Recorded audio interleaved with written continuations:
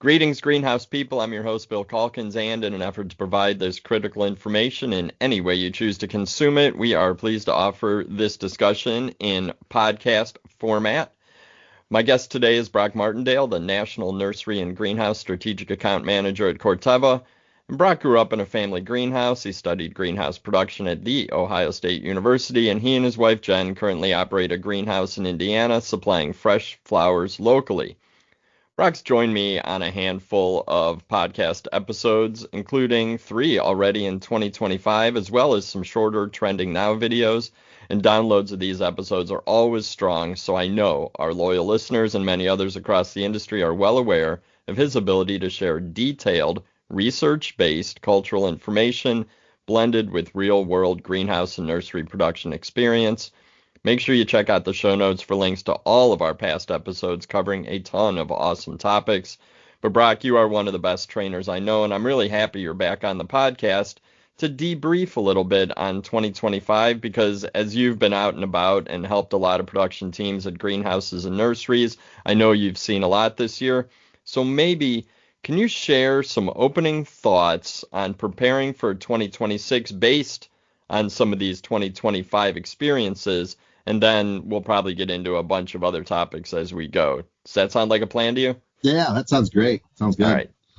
Yeah, I mean, I think you hit it right. I'm very fortunate that I get to cover the country and visit with so many different growers throughout the year. And it's interesting to see whether that's a local, regional trend, or it's actually a problem that happens across the country. And some of the things I think about this past year that I think that are worthy of talking about, that maybe caught a few growers, I don't know, just with needing a few more solutions, I guess, would be kind of thing. So I'll think about it in spring, and I got some things about summer, and then we'll kind of cover some what we're doing now. But I think one of the things that in spring, aphids were a really consistent pest across the U.S. That was heard loud and clear.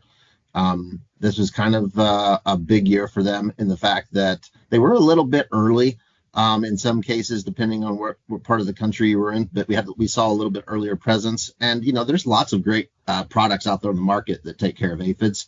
It's just simply, you've got to be on top of them. And so unfortunately, some of those people got caught needing to scramble because they weren't really looking for aphids just yet. And so I think that was probably one thing that we heard from spring. Overall, I think spring was solid. I don't think anything. I don't think the wheels fell off of spring. I think everything went off without too many issues. So that was good to see. Fast forwarding into the summertime, though, I think one of the things that we saw, especially with mums, I mean, the largest part of the central and eastern part of the country dealt with some really extreme heat and some massive amounts of rain, and so that sent fertility and disease challenges through the growers' minds. And so, I got a lot of folks that just were newer potentially into their role and just questioning, types of things, and then really trying to play catch up and try to meet those specs. Those guys that have been in the industry for a long time, they got a lot of tricks in there, that they've got. But those younger or more unexperienced folks, unfortunately, hadn't had that experience before, And so I think that there was a lot of searching for information last minute when they were starting to see some things kind of fall apart. So I do think that was a big thing to consider. We're kind of right in the middle of poinsettias right now. We heard about some pest issues early on in production. I don't think that that's been too big of an issue. I think everybody's been able to solve that. But right now, what's on the top of everybody's mind is we are at the finish line. I mean, if it's got color, we are just either days or weeks away from shipping that crop out.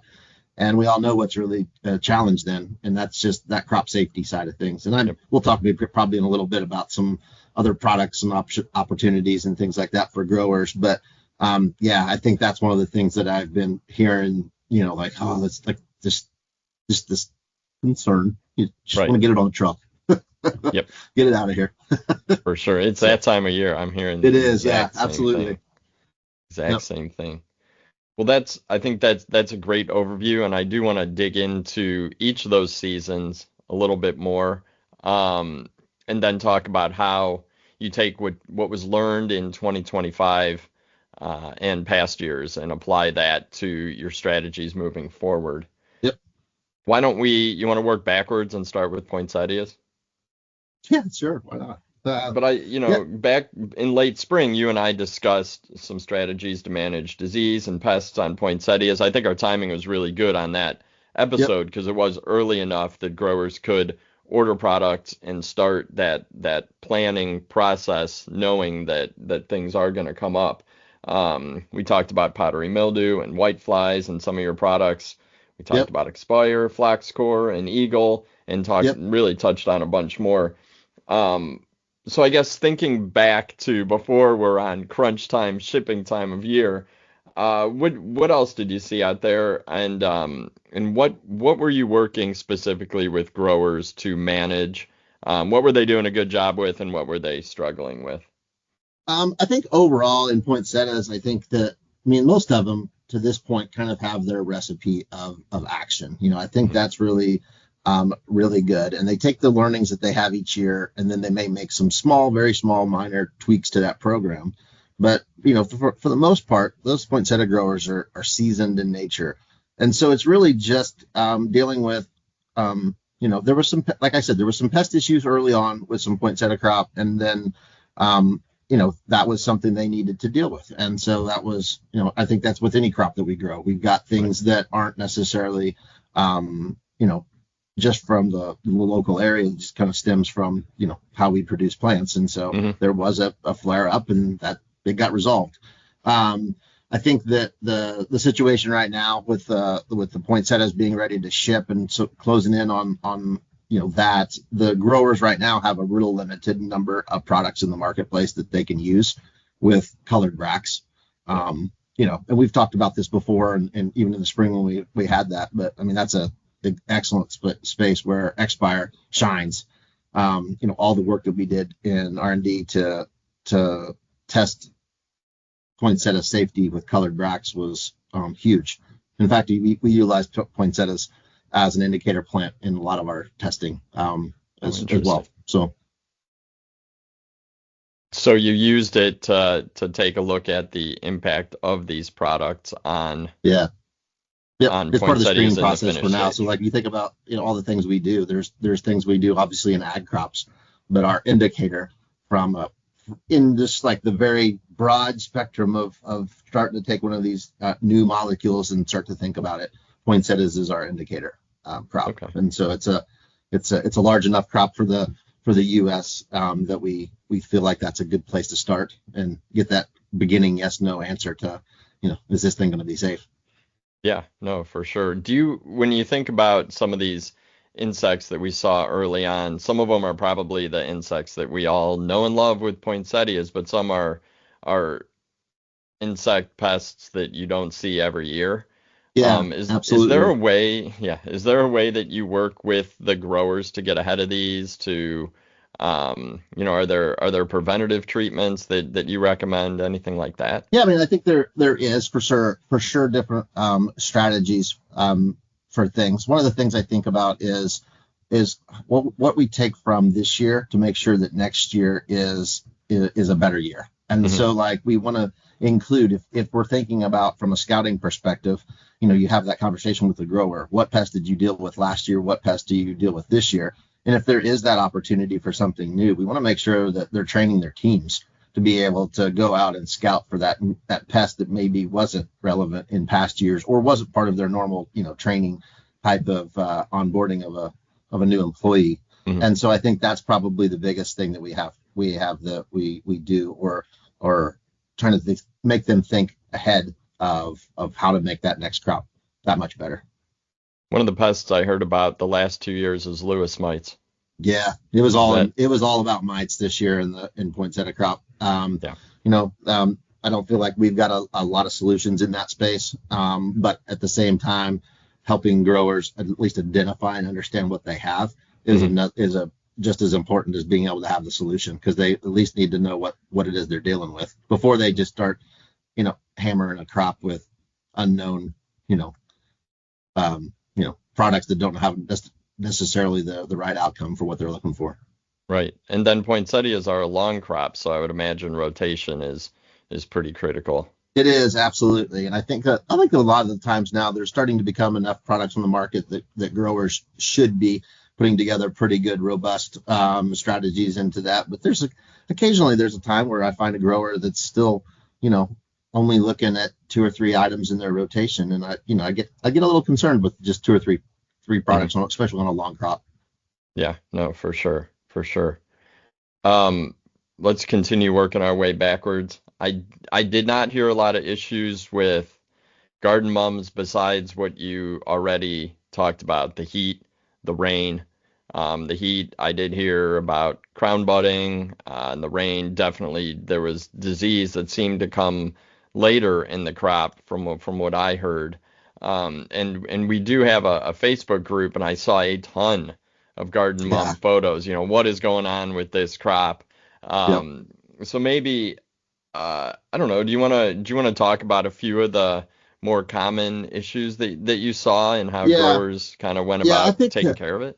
Yeah, I think one of the things that we saw, and I'll go back to you know, a lot of people who have maybe recently got into their roles, or some of the newer companies and things like that, or just this was a massively different year, and Hmm. so plants were doing massively different things, and so they sometimes exhibited some symptoms that growers were left with: is this fertility or is this disease? And maybe in some situations it was started off as fertility and ended up being disease. So like it Yeah. was kind of a combo action, and so those rains were relentless, especially in the Midwest. And so I know there was a significant amount of crop that was impacted there. And so, um, yeah, I think that was probably helping the grower understand what those diseases and action items should have been a little bit earlier, and then being able to get on top of it and prevent some of the issues that they saw later on. I mean, I think it kind of was I'm thinking of a handful of guys in my head, and it was almost on repeat, like Mm. of what the problem was, like what started it, and then Yeah. what it became, and then the outcome totally. So like there was, and we're talking about some good sized guys that just hadn't had that scenario in their Hmm. you know in their crop history, and so this was kind of the perfect storm for them. And so that really led us to a little bit more looking at a little bit more robust fungicide programs Okay. from a drenching perspective. That was really kind of there was a little bit more root zone because of all the rain, and then finding products that were able to be you know stay in the soil and stay in the plant to actually do their job. I mean, we did utilize flock score in a few of those situations. I think it was a good fit. One of the things that set flock score apart in the marketplace is 15 minutes rain fast was super helpful in this situation. And so even though there's lots of strobies out there in the market, flock score being 15 minutes Hmm. outpaces them all. And so that's where that product shines. And so that was a great solution, and it hadn't been part of everybody's toolbox. And so that was definitely a win for some. It's got to feel good when you've put all that time into development of a product with a really good specific key selling point of that Yep. 15-minute rain fast, and then unfortunately seeing that play out in the marketplace, but knowing you have a solution. Yeah. And Absolutely. and then I talk to a lot of growers these days, and I don't know how. I think in the past you might have taken some notes, and there might have been a file folder somewhere on paper about what you saw this year, and you could Yep. maybe go back and reference that in the future. But now with all the digital file sharing and accessibility of taking notes and sharing notes, I know a Hmm. lot more growers are creating these production plans digitally and then going back and mentioning what happened each year so that you have a running record of Yep. problems and solutions. Are you seeing that as well? Is that something Yeah, that more and that's more a growers are using? great point to bring up. I think we've done if you've heard me speak around, we all have those chemical recertification things, and there's only so much more information we can share in those that still qualifies for education.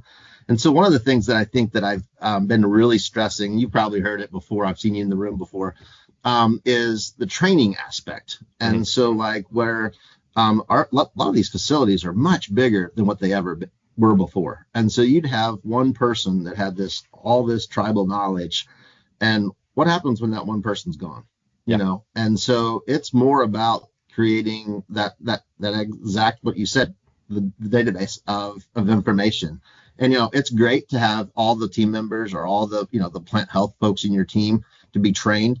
But if they don't know how to potentially store and use some of that information, it's not good just to send a text, like, hey, I found some, that's great for the immediate put out the fire. But like, could we use any of this information to be predictive? And the answer is going to be, yeah. I mean, like before we got on the call, what we were talking about? We're talking about, AI. And so is there any of this that we could potentially, start to think about how we take scouting reports and dates and things like that, and then be a little bit more predictive on how to get ahead of some of these pests, because I bet you we can using some tools like that. For sure. And you mentioned, is it a fertility issue or is it a disease? Yeah. Taking photos, documenting that is going to really help you, spend less time deciphering that in following years. And we will have another year that's rainy and hot. Yeah. So knowing what you did in 2025, if it's 2028 and you have the same environmental conditions, you're going to have a plan moving forward. Yeah. So before we leave, fall production of mums, I am interested in late summer perennial production for fall sales, especially related to weed management. You and I spent a lot of time talking about this topic. I remember we were sitting in the gardens in West Chicago. It was a beautiful, hot, sweltering hot day, and we were talking about fall. And we talked about timing of these applications and how you saw products like Gallery, Snapshot, Dimension really helping growers prevent and treat weeds while reducing labor. That was a big part of the discussion. I'll put a link to that in the show notes because I think the labor piece is really critical. But are folks taking your advice and getting these products down in time? Yeah, I laugh at that. And it's all around the U.S. kind of depending on, you go back to the Midwest and you see obviously we drip down into the 20s and so obviously fall and winter are here in the Midwest. But this past week I've been in Oregon, and so we're still in much of their considered fall, and pre-emergence were like what was going on in the out there. And I heard reference to the conversations that we had on that podcast, and they were really interested because that was an app that they had potentially forgot about and had been known to not necessarily always see the value in that last application, and recognize that was also the cause of some of their spring weed issues. And so it made perfect sense. They just needed a little encouragement to go to push them a little harder on the idea or on the concept. But I think that was one of the most recent. And then that stirred up some conversations. People reached out who had really good, solid perennial programs, but had a significant amount of material that they were using for bulking up. They'd plant in the summer and bulk up for in the fall, and then intentionally carry over. Right. And there were lots of people that reached out with questions and concerns who had never done that. And I think that was really the target audience for us. I mean, we have a lot of great greenhouse growers, and there's not a lot of products that are safe for inside a greenhouse type of production. And so when these greenhouses then all of a sudden took off and started to grow perennials outdoors as another type of a line item for their businesses, it was great. The downside is all their tools that they've always had as understanding to control things kind of weren't as strong. And so they were very apprehensive in general. The greenhouse grower using a herbicide. My goodness, it's crazy talk, Right. And so it really did give them the encouragement and trust that this can be done and that there are products out there that are safe. And that I think that was probably the greatest thing. I mean, just the simple thought process, hearing guys think through this or walk me through a few of those scenarios was really cool to see. And I know that stemmed all from the conversations we had. No, that's cool. And what is the first product you point them to? I mean, I think it really makes a difference on what their capabilities are. So I think about a lot of guys in ease for them is probably a granular product. Right. So a product like Snapshot It's pretty easy to apply. It's not a big learning curve. The gathering dimensions work really well as a liquid if you're set up to do herbicide liquids. But, one of the things that at least I want to talk about is, I want you to have dedicated equipment when it comes to herbicide versus fungicides and insecticides. And so that could be a barrier of entry at the greenhouse level to try something brand new like this year. Like they can build it in their capital budget for next year to buy a spray or dedicated spray equipment, but sometimes people are apprehensive just to go and just do that. And so that granular option is a way easier to get into that without having to have a big expensive equipment. That's true, but they're probably budgeting their CapEx for 2026 or already have, but maybe there's still some wiggle room to look at some of this equipment, a little bit of equipment change so you can have the dedicated and I think where that is important too, not only from an ease of the application, but it also it's actually a little bit less expensive. So you have a little bit of an upfront cost on the equipment, but then you have a lower cost, per acre when it comes to getting it applied versus belly grinding it. So no, that makes sense. All right, we're working our way backwards. We're in spring of 2025, if we can think back that far. I do know that it seemed like a pretty strong season generally across most regions at wholesale and retail. And when those sales are good, that means the plants tend to be pretty high quality. But as we've talked about, every year has its own set of challenges. When we talked back in February and helped growers put together some crop protection plans for spring production, you talked a lot about aphids and thrips control, which is interesting because you said, that is what we ended up seeing. So I like your premonition on that. And we talked about using Expire, and then you really gave one of the best presentations on the importance of rotation and resistance management that I've really ever heard. Why don't you talk a little bit more about spring 2025? And I know you guys have a big team out in the field. So when the Corteva team hit the road and worked with growers earlier in the year, what were some of the challenges and solutions that you were talking about with them?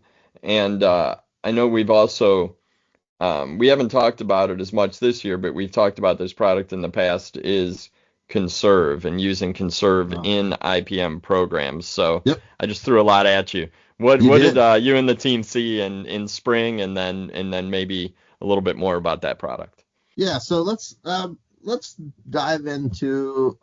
We'll first talk about the key pests, and then we'll talk a little bit about some of the solutions in place, and then we'll talk about positioning of those products from a rotational perspective. So, again, I think aphids and thrips were amongst the norm of challenges for growers, and I think that was coast to coast. I don't think that was any different.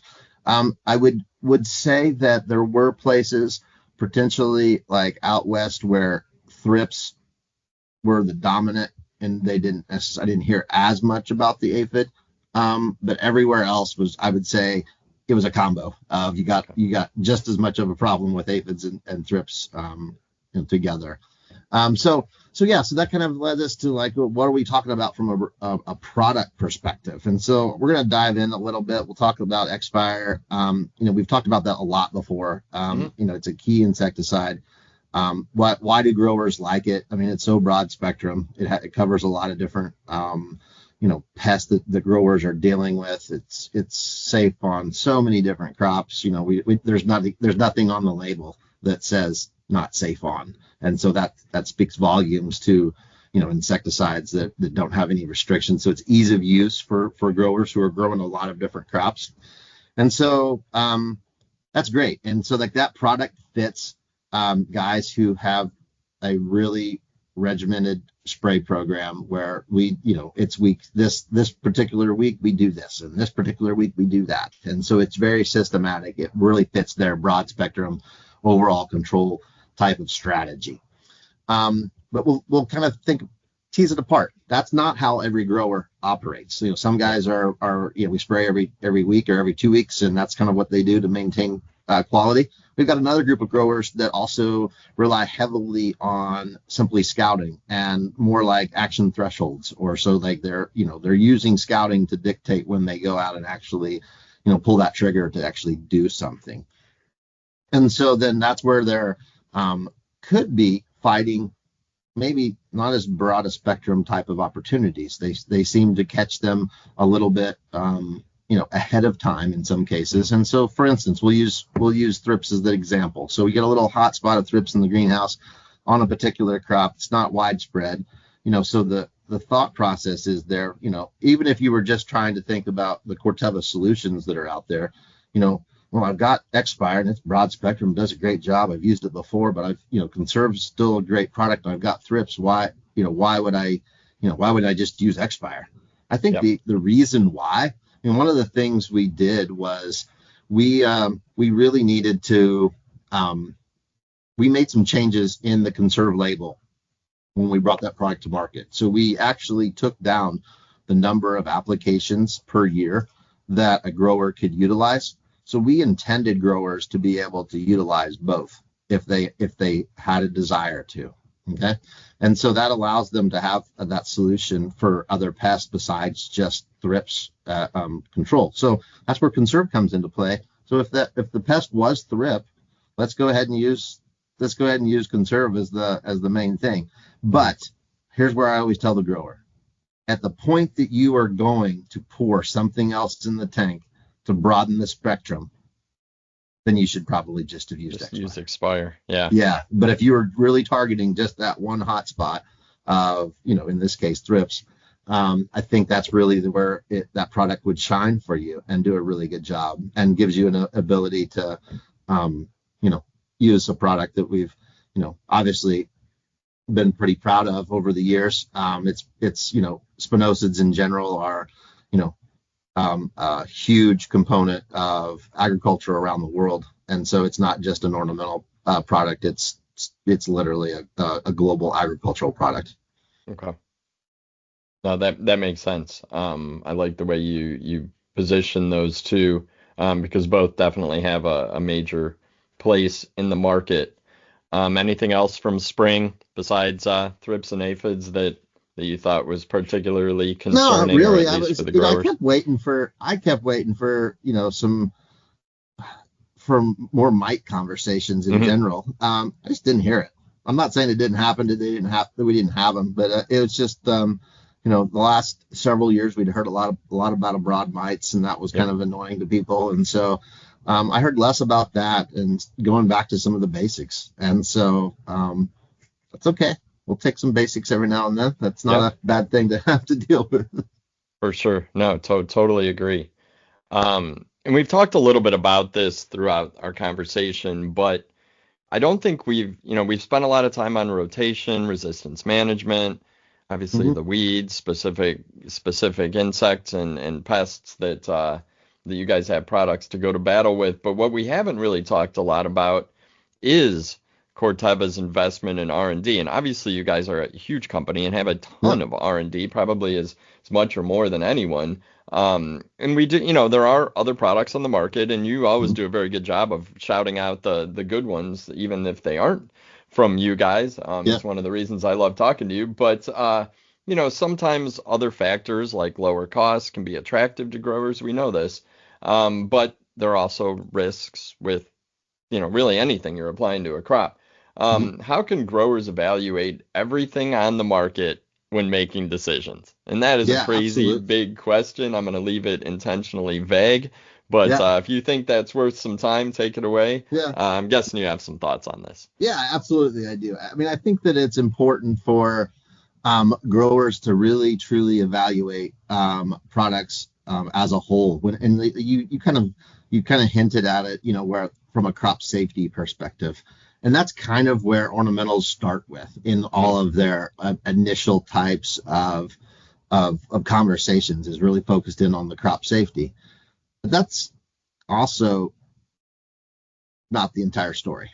And this is where it's going to be a little bit harder for the grower to really diagnose the real quality or just differences that different products or different formulations that are in the marketplace actually have. And so we'll kind of walk through this a little bit about what we can see potentially. And so formulations do really matter. And while products could very well have what looks like extremely similar types of formulations. Mm-hmm. There is differences. There absolutely is differences in there. And so we think about particle sizes. Does the formulation truly have the exact same particle sizes, or is there a difference of acceptance within that formulation? And so that sometimes is key. And so what does that matter? Well, if particle size is different, how well it stays in solution can be a part of it. Another one could also be thinking about, in some cases, how much of the AI actually got out to the crop. And so we think about a lot of the filters that we have. Think about foggers. Those are really thinking about fine particle sizes. And so there's definitely some really small screens in place. And if we're not delivering the entire AI load because some of it got hung up in the filter, then what's the next problem you have? Not only did you not deliver the entire AI load out to a product, but you potentially, in some cases, and we've been talking a lot about thrips, but think about what not delivering a lethal dose to thrips could do. And all of a sudden, resistance can become something of concern. And these are the kinds of things that are really hard at the grower level to really test, because sometimes we're thinking about a couple of generations where they've been exposed to potentially less than lethal dose. That becomes the potential for that pest to really build some resistance in there. And so I do think it's really important for growers to take an understanding about the formulations and kind of understanding a little bit of the science and have those conversations, with the manufacturers. And I think that's going to lead to a lot of good conversations. We all have to have, product testing. It's a requirement, sure. And so I do think reaching out and having a little bit better understanding and being aware of what things to look for. But I can think about the concept of just that formulation piece, about how much more important that is, because I feel like we've got a lot of great. I think about some of the large growers who even have R&D departments in their organizations, but, and not to put them down by this, but at the same time, their expertise is in horticulture. Right. It's not necessarily in, formulation chemistry or in something like, an entomologist who has, understanding of resistance and all of those things. And so I just want to make sure that I think growers have that real thought process about what else is there to consider when selecting the product and to move forward. And I think that summarizes it pretty well, I think.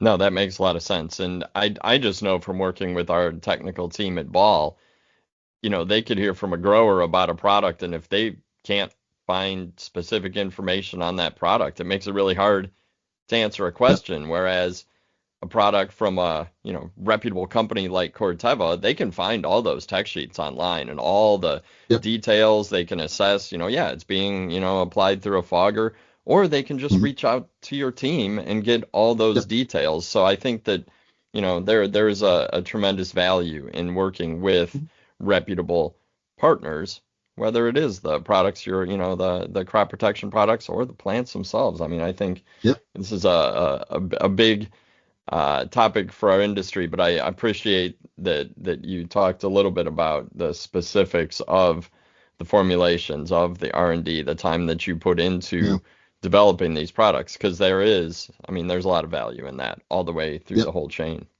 And I think that, there's the big thing is, the companies like Corteva are investing in the future of agriculture and horticulture together. And so, there's not too many of us left in this game anymore. And so innovation is what drives the industry, but also the growers' needs. And so we still need to have companies like Corteva out there innovating and bringing solutions to market. And so, not only is the R&D process kind of long and lengthy and expensive, but it's also kind of an investment in moving forward too. I mean, so every time that a purchase is made, it absolutely allows us to go and continue that great work, and be sure that. And I can speak for all of us in the industry that are in this crop protection business.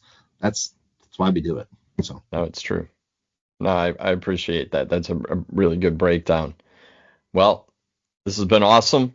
I'm looking at the yep. timer. I can't believe we've talked this long already. I always feel like our conversations go quick, but we could easily spend twice as much time. So I always end this way. What have we missed? I know there are like a million things we could discuss in a 2025 debrief, because one thing our industry does not lack in is unique challenges and unexpected successes and curveballs coming from all sorts of different directions. I mean, we do work with living products, Yep. grown by living people, so there are a lot of variables involved.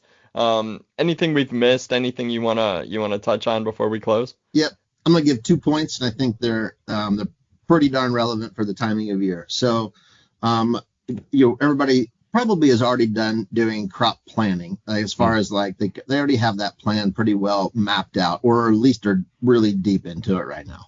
Mm-hmm. But I think the other one is to be sure that you've identified what challenges you had from last year, and be sure your team is up to date on what you're changing. Not that you need to convey that to them too, so that like they're understanding about what the expectation is moving into the next year, so that they can be prepared as well. I think about that level of like that assistant grower, or that scout or whatever. They need to understand the new strategy just as much as you knowing it internally, that we're making some changes on the crop plan.